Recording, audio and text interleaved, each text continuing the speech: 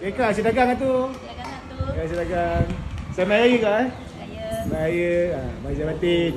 Raya sebulan kan? raya sebulan Raya ni. Sampai lagi raya ni. betul. Sedagang. Apa sedagang tahun raya? Dagang raya. Kak nak tanya apa dagang sebenarnya yang buatkan nasi dagang sedap ke? Dagang sedap ni sebab kita ada pakai belah merah dengan belah pulut lah. Dan Oh, jadi tu sedap. bahan penting tu lah. Penting Okey. tu lah.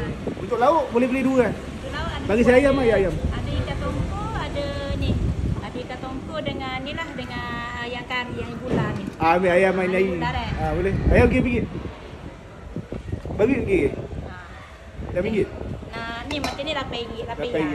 Ya, ikan pun sama juga. Ikan pun sama RM8. Air cekik kan. Kita beri air lah, dua Oh, balai dua air balai. tu. Kita beri nak minum air, limpik balik pun tak apa, boleh. Tapi kalau adik saya belajar hitam dah murah ke? Berat yuta murah lah, kita tolak sia. Betul lah saya. Tolak sia. Buka kau apa ni? Buka pukul 8 sampai pukul 6. Cuti tak ada? Ha, cuti Cuti tak ada? ada lah. Makan Kalau dia? ada cuti kita tepek lah luar. Dia makan dia. Nah, boleh makan. Okay, bismillah. Ha. Okay, Kak. Nice. Terima kasih.